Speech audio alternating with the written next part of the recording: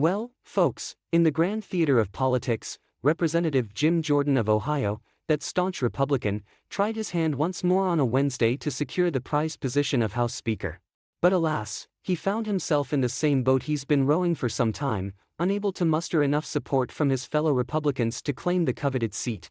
This here situation stirred up quite the ruckus, with voices from both sides of the aisle calling for an expansion of the interim speaker's powers to help them wriggle out of the GOP's internal quagmire and get on with the business of legislating. Now, Jordan, who had managed to gather 200 votes in the first round of balloting on a Tuesday, had vowed to keep on persuading those 20 fellow colleagues who dared to oppose his aspirations.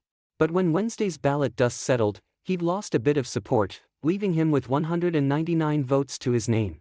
Only 2 Republican souls switched their allegiance, while 4 of Jordan's comrades jumped ship, most of them being practical lawmakers keen on governance and buddies of Representative Steve Scalise of Louisiana, who had initially thwarted Jordan's nomination last week.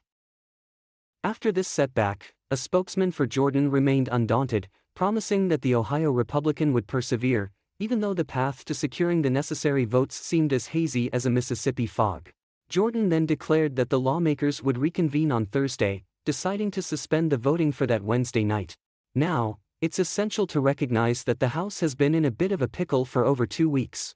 This mess began when Representative Kevin McCarthy of California was ousted on October 3 in a rebellion led by the hard-right faction of the GOP, who had championed Jordan and his ultra-conservative credentials. You see, Jordan is a founding member of the House Freedom Caucus and a loyal ally of former President Donald Trump, steadfastly supporting him in his bid to overturn the 2020 election. Yet, Jordan's been struggling mightily to mend the deep divisions within the House Republican Conference, divisions that have been laid bare in some high-profile tussles this year, particularly over the nation's debt limit and the appropriations process. Now, Republicans behind closed doors have admitted that if Jordan can't bag the Speaker's gavel, they might start flipping their support. It's expected that more GOP lawmakers will oppose Jordan on Thursday. Some Republicans have even been working behind the scenes to ensure that the number of votes against Jordan swells in each round of voting, all while recognizing that Jordan won't yield until a majority of Republicans give him the cold shoulder. What's making Jordan's situation even more precarious is that those 4 Republicans who turned against him on Wednesday don't fit the mold of the previous holdouts. None of them sit on the House Appropriations or Armed Services Committees, 2 panels that have been bedeviled by the demands of the hard-right lawmakers this year. A couple of these dissenters belong to the Pragmatic Republican Governance Group, who have been collaborating with Democrats on a proposal that could empower a temporary speaker. Now, 2 of these lawmakers, Representatives Marionette Miller Meeks of Iowa and Vern Buchanan of Florida, had indicated earlier that they'd back Jordan for at least 1 round of voting before changing their tune. On Wednesday, Miller Meeks threw her support behind Representative Kay Granger, causing a chuckle from the Texas Republican, who chairs the Appropriations Committee.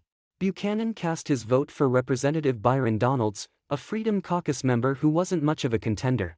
Representative Pete Stauber of Minnesota voted for the chairman of his committee, Natural Resources Committee Chairman Bruce Westerman of Arkansas.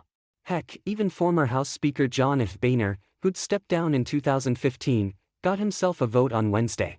Now, in the midst of all this hullabaloo, you've got Representative Drew Ferguson of Georgia, who used to be Scalise's right-hand man, flipping his loyalty against Jordan on Wednesday.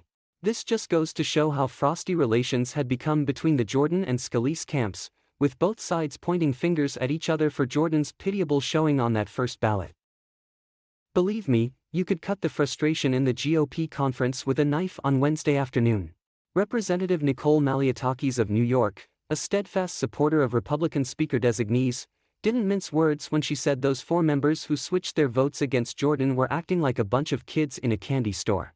She called for a serious conversation about moving forward, because, as she said, this is the United States Congress, not some schoolyard shenanigans. But those who opposed Jordan, they held their ground. They pointed out that the pressure tactics deployed by Jordan's supporters and the GOP base during his campaign for the speakership had backfired. Many Republicans began to realize that these intimidation tactics could be a sign of how Jordan would govern the House if he were to take the reins. Now, nobody ought to be bothering their fellow Americans over their beliefs, but it seems that some folks had forgotten that principle. Representative Steve Womack of Arkansas, who had twice voted for Scalise instead of Jordan, made it clear that the opposition to Jordan was a matter of principle. He mentioned that his office had been inundated with calls from Jordan supporters, most of them from out of state, and his staff had faced a barrage of name-calling and threats. Womack bemoaned the tactics used, saying it all came down to how you treat people. Now, Representative Don Bacon of Nebraska had a similar tale to tell. He recounted how his wife received anonymous texts and voicemails urging her to persuade her husband to back Jordan. But Bacon had been steadfast in his stance, and he insisted that folks had to be held accountable. Representative Jen A. Kiggins of Virginia, who had twice voted for McCarthy over Jordan, took to social media to state that threats and intimidation wouldn't sway her principles and values. Jordan's staff, for the record, has consistently denied allegations of strong-arm tactics. As the sun set on Wednesday, a growing number of Republicans, including many who had opposed Jordan, joined hands with Democrats to hatch a plan. They aimed to give Speaker pro tempore Patrick T. McHenry of North Carolina temporary powers as Speaker until January 3, providing enough time for the House to work on bipartisan solutions for year-end priorities like avoiding a government shutdown and providing aid to Israel and Ukraine. Such a resolution is in line with past precedent, with the House having previously expanded the Speaker pro tempore's powers in 1998 and 1918.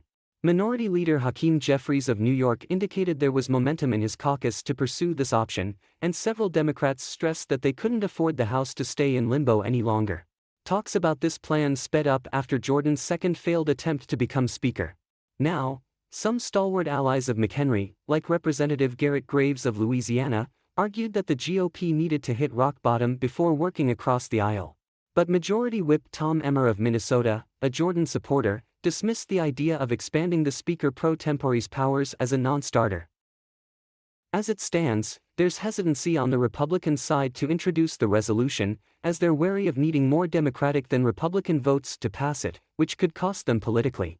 Some Republicans, though, see the writing on the wall for Jordan and are expecting the Joyce resolution to be introduced before the week is out to prevent a third week of legislative gridlock. But even if the resolution gains support, it won't be a walk in the park to ensure its passage, as several procedural motions could potentially sink the measure before a final vote. So, my friends, there you have it, a tale of political intrigue, divisions, and a House left hanging in the balance. When consensus will be reached, and the House can return to business as usual remains as uncertain as the Mississippi River's ever-changing course.